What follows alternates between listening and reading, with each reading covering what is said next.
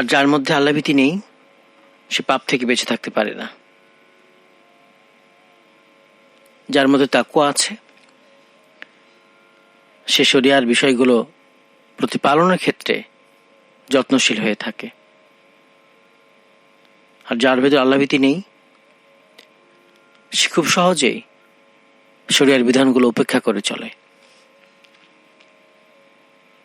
তা আমাদের জানা দরকার আল্লাহভীতি কিভাবে অর্জন করা যায়, আল্লাহভীতির নিদর্শনগুলো কি, এগুলো জানা খুবই দরকার আমাদের। বিখ্যাত ফকি আবুল্লাইস সামারকান্দি রাহিমাহুল্লাহ তিনি তাকওয়ার বা আল্লাহভীতির 10টি নিদর্শনের কথা বলেছেন। 10টি নিদর্শনের কথা বলেছেন। আমরা সেগুলো নিয়ে আজকে আলোচনা করব এবং সেগুলো আমরা আমাদের জীবনে বাস্তবায়িত করব ইনশাআল্লাহ। আমাদের চরিত্রের মধ্যে এই গুণগুলো, নিদর্শনগুলো আমরা কি করব? বাস্তবায়ন করব। প্রথমটা হচ্ছে গীবত থেকে জবানকে হেফাজত করা। গীবত, পরচর্চা, পরনিন্দা এগুলো থেকে নিজের জিহ্বাকে, জবানকে হেফাজত করা। আল্লাহ তাআলা গীবত নিয়ে কোরআন মাজিদে আলোচনা করেছেন। আর এত বড় ওয়ালা ইয়াকুতাব বা'দুকুম বা'দা, তোমরা একে অপরের গীবত করো না, তোমরা একে অপরের গীবত করো না। এ ধরনের আয়াত পাবেন সূরা হুজুরাতের মধ্যে 12 নম্বর আয়াত। তাহলে তাকওয়ার অন্যতম নিদর্শন হচ্ছে, প্রথমেই উল্লেখ করেছেন আবুল্লাইস, সেটা হচ্ছে গীবত থেকে নিজের জবানকে হেফাজত করা। এটা খুব সহজ মনে হচ্ছে, আসলে সহজ না। এটা কাজে বাস্তবায়ন করতে গেলে বোঝা যায় এটা আসলে কতটা কঠিন। তো আমরা প্রথম নিদর্শন যেটা জানলাম, গীবত থেকে জবানকে হেফাজত করা, এটা আমরা করব। সেকেন্ড যেটা, সেটা হচ্ছে খারাপ ধারণা থেকে বেঁচে থাকা। খারাপ ধারণা থেকে বেঁচে থাকা। আমরা অনেকে না জেনে অনেকে খারাপ ধারণা করে থাকি, এটা মোটেও ঠিক না। কোনো কিছু প্রমাণ হওয়ার আগে তার সম্পর্কে ভালো ধারণা রাখতে হবে। প্রমাণ হয়ে গেলে ভিন্ন কথা, আর এখন যে প্রমাণ সেটা কতটা বিশ্বস্ততা সেটা দেখার বিষয়। অনেক সংবাদ দেখবেন শুরুতে যেভাবে প্রচার হয় মিডিয়াতে, মানুষ কত বকাঝকা গালিগালাজ করে, কিন্তু কিছুদিন পরেই দেখা যায় যে না, ঘটনা উল্টো। এই যে আপনি একজনের সম্মান নষ্ট করলেন, মানহানি করলেন, গালি দিলেন, কত কি করলেন, তাহলে এটা কি হবে? আপনি কি করে নিশ্চিত হয়ে গেলেন যে সে এটা করেছে? নাও তো করতে পারে।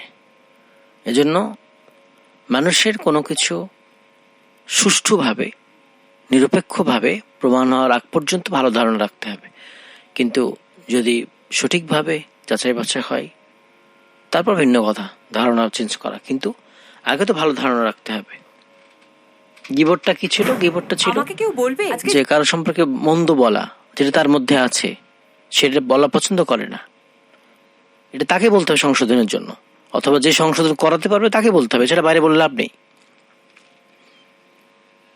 আর এটা সেকেন্ডটা হচ্ছে খারাপ ধারণা থেকে বেঁচে থাকা।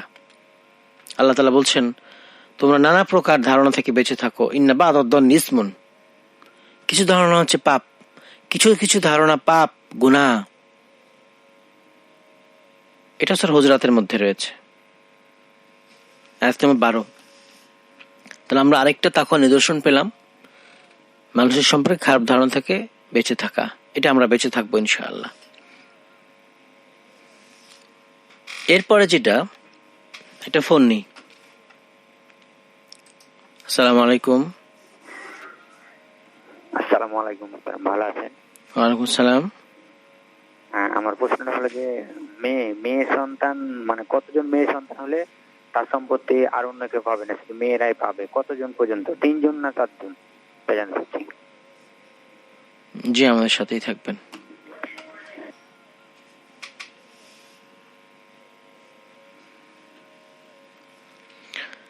তিরস্কার থেকে বেঁচে থাকা। আরেকটা তাকওয়া নিদর্শন হচ্ছে তিরস্কার থেকে বেঁচে থাকা।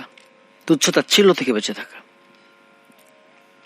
এটা অনেক দেখি আমাদের মধ্যে, বন্ধু বান্ধব, এটা ওটা, প্রতিবেশী, গ্রামের লোকেরা, এই তিরস্কার তুচ্ছ তাচ্ছিল্য এটা অনেক বেশি হয় এবং এটা খুব স্বাভাবিক মনে করে, সহজ মনে করে। আসলে এটা সহজ না। আল্লাহ তাআলা বলছেন, হে ইমানদাররা, কোন সম্প্রদায় যেন অন্য কোন সম্প্রদায়কে তিরস্কার না করে। হতে পারে তারা তিরস্কারকারীদের চেয়ে শ্রেষ্ঠ। আর কোন নারীও যেন অন্য নারীকে তিরস্কার না করে। হতে পারে তারা তিরস্কারকারীদের চেয়ে শ্রেষ্ঠ। এটা ফোন নিয়ে আমরা। আসসালামু আলাইকুম। ওয়ালাইকুম আসসালাম। জি বলুন। হুজুর, এই যে আমাদের মসজিদের দিন যে শবে বরাত নিয়ে বলল যে 14 তারিখে রাত্রে করতেই হবে, এই সম্বন্ধে একটু বলবেন। ঠিক আছে, বললে কি করতেই হবে? এই যে শবে বরাত, ইবাদত, বন্দেগী, নফল, রোজা, বুঝতে পেরেছি। আপনাদের থেকে শুনছি যে এই মাসটাই ধরে হলো ফজিলতে, ঠিক আছে, যে যখনই করতে পারে। এই সম্বন্ধে একটু মানে খোলাসা একটু করবেন, ঠিক আছে? অবশ্যই। আসসালামু আলাইকুম, বলেন।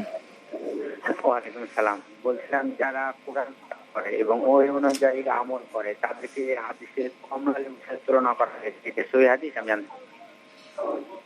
জি, আমাদের সাথেই থাকবেন।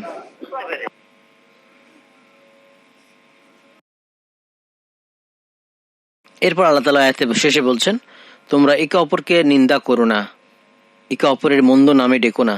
এখন কিন্তু মন্দ নামেও ডাকে। তানা বাসুবিল আল কব, ইমানের পরে মন্দ নামে ডাকা, এটা হচ্ছে নিকৃষ্ট, ফিস্ক। আর যারা তাওবা করে না তারাই তো জালিম। আর যারা তাওবা করে না তারাই তো জালিম, অত্যাচারী। আল কোরআন সূরা হুজুরাত আয়াত নম্বর 11। আল্লাহ তাআলা কত সুন্দর সুন্দর পয়েন্টগুলো বলেছেন, চরিত্রে ভালো ভালো গুণের কথা বলেছেন। এগুলো যদি মানুষের মধ্যে থাকতো তাহলে একটা সমাজ, একটা দেশ, একটা পৃথিবী সুন্দর হয়ে যেত। মন্দ নামে মানুষকে ডাকবে না, নিন্দা করবে না, তিরস্কার করবে না, খারাপ ধারণা করবে না, গীবত করবে না। এগুলো আসলে খুবই দরকার, একটা শান্তিময় সমাজের জন্য খুবই দরকার। আল কোরআন সূরা হুজুরাত আয়াত নম্বর 11। তাহলে এটা আমরা করব যে আমরা কাউকে তিরস্কার করব না, এই গুণটা আমরা অর্জন করব। আমরা কথা বলছিলাম তাকওয়ার 10টা গুণ নিয়ে। পিপলস রেডিও 91.6 FM, সাথে আছি মাওলানা মাসুম বিল্লাহ বিন রেজা। অনুষ্ঠানের নাম হচ্ছে শরিয়া চেম্বার। সপ্তাহে 2 দিন হয়, বুধবার বৃহস্পতিবার। বুধবার 2টা থেকে 3টা, বৃহস্পতিবার 3টা থেকে 4টা। আপনারা সরাসরি প্রশ্ন করে জবাব পেতে পারেন, ফেসবুকে কমেন্ট করতে পারেন। সরাসরি ফোন করলে 096444500 এর নাম্বারে, আর ফেসবুকে facebook.com/peoplesradiofm এখানে কমেন্ট করতে পারবেন। আরেকটা নিয়ে কথা বলবো, সেটা হচ্ছে হারাম বিষয় থেকে বেঁচে থাকা। হারাম বিষয় থেকে বেঁচে থাকা, চক্ষুকে অবনমিত করা, সংযত রাখা। এই যে সংযমের মাস হচ্ছে মাহে রমাদান। আমরা কি এই যে রমাদান আসে যাই সংযম শিখেছি? আমি গতদিন বলছিলাম না, মানুষ 2 ধরনের প্রস্তুতি নেয়। একটা হচ্ছে খাবার দাবারের প্রস্তুতি, দুনিয়ার প্রস্তুতি, আর একটা হচ্ছে পরকালীন প্রস্তুতি। তা আমরা তো পরকালীন প্রস্তুতি নিই না, দুনিয়ার প্রস্তুতি নেই। সংযম শিখিয়েছে রমাদান, আমাদের বেশি খেতে শিখায় নাই। খাবারের ক্ষেত্রে সংযমিত আমাদের শিখিয়েছে, কিন্তু আমরা উল্টোটা আরো বেশি খাই। আল্লাহ তাআলা বলছেন, মুমিন পুরুষদের বলো তারা তাদের দৃষ্টিকে সংযত রাখবে। কুল্লিল মুমিনিনা ইয়াগুদ্দু মিন আবসারিহিম ওয়া ইয়াহফাযু ফুরুজাহুম, এবং তাদের লজ্জাস্থানে হেফাজত করবে।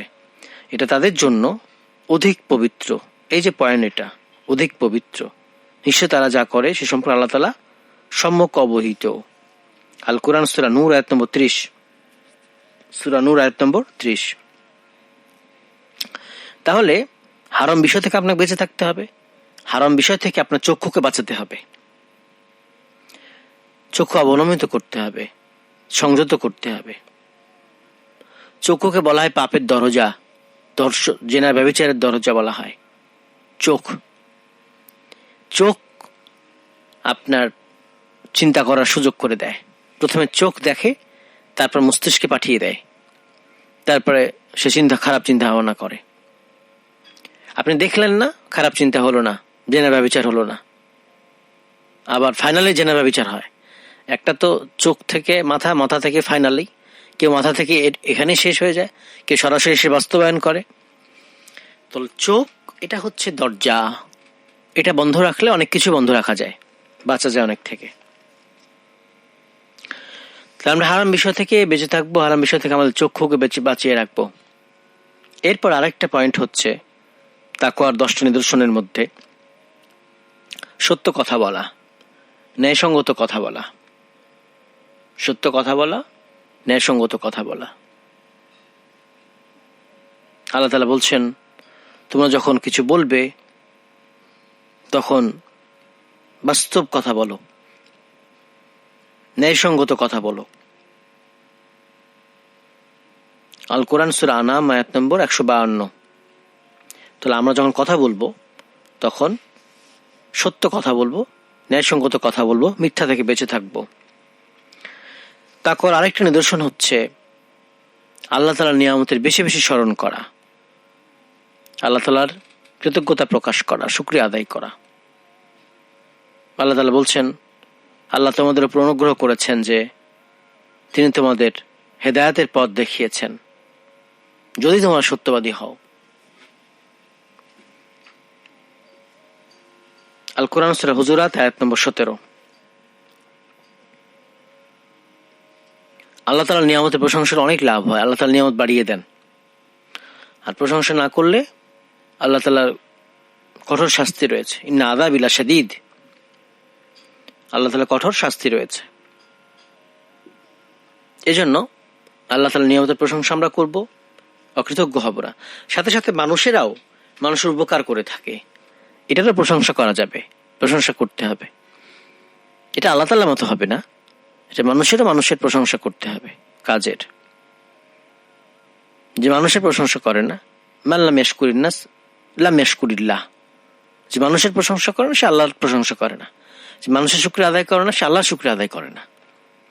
এজন্য আমাদের বেশি বেশি শুকরিয়া। মানুষ ছোট একটা কাজ করে দিচ্ছে, ধন্যবাদ, জাযাকুমুল্লাহ খাইর। শুধু জাযাকাল্লাহ বললে হবে না, জাযাকাল্লাহ খাইর বলতে হবে, ভালো পরিণাম। ধন্যবাদ, থ্যাংক ইউ বলে পশ্চিমারা। আমরা মুসলমান, আমরা বলবো জাযাকাল্লাহ খাইর, আপনি আমার উপকার করে দিলেন এই কথার দ্বারা, এই কাজের দ্বারা, আল্লাহ তাআলা আপনাকে উত্তম প্রতিদান দান করুন, ভালো পুরস্কার দিন, জাযাকাল্লাহ খাইর।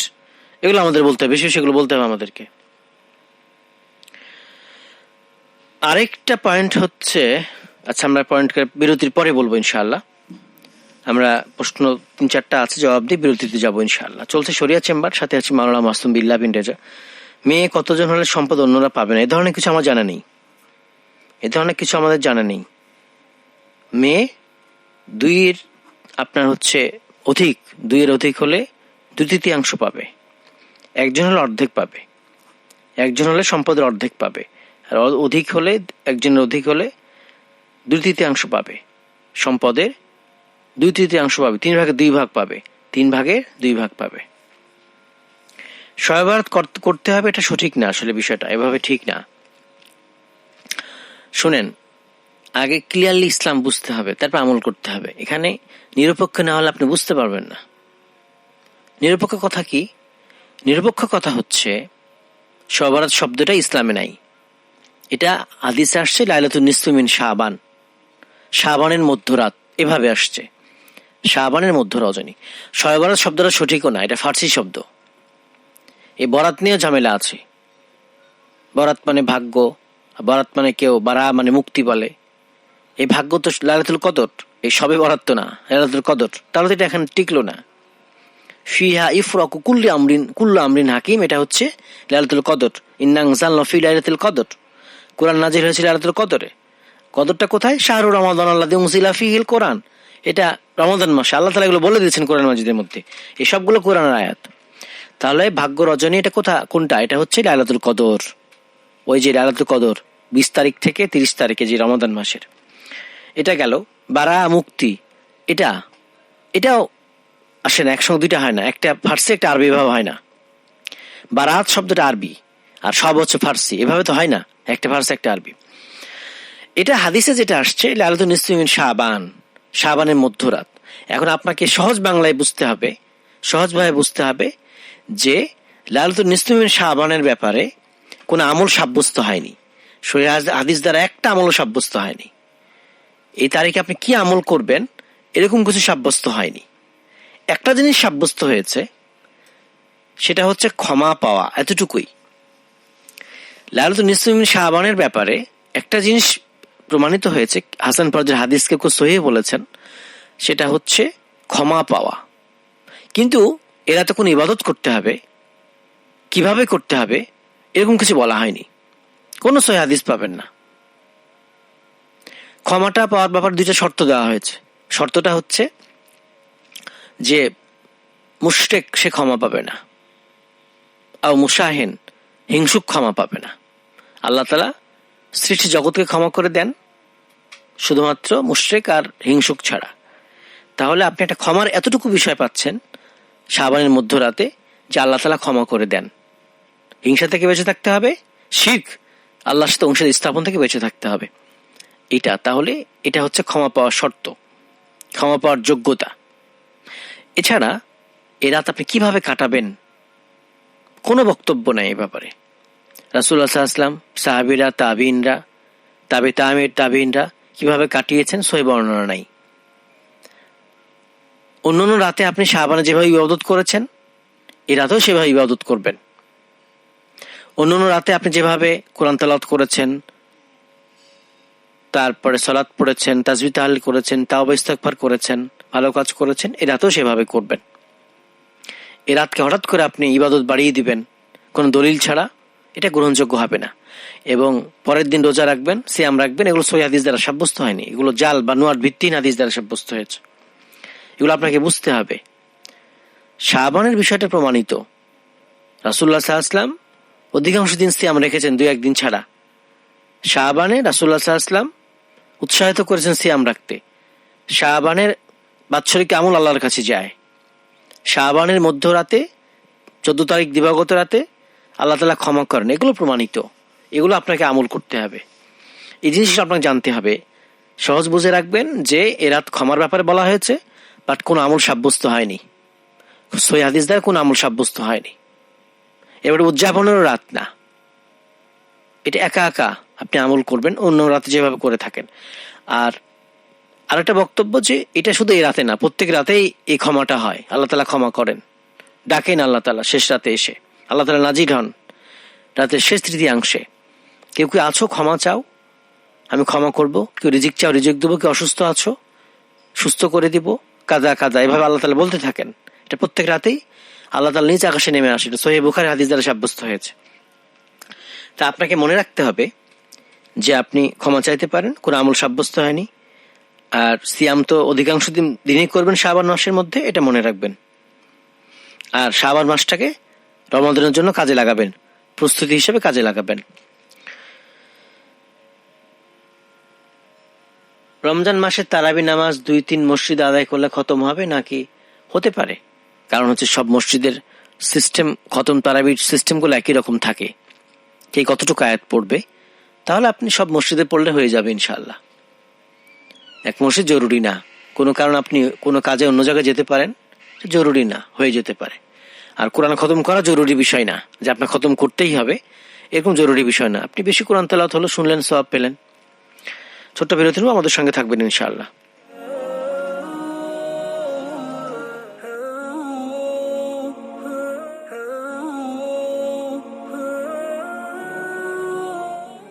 শরিয়া চেম্বার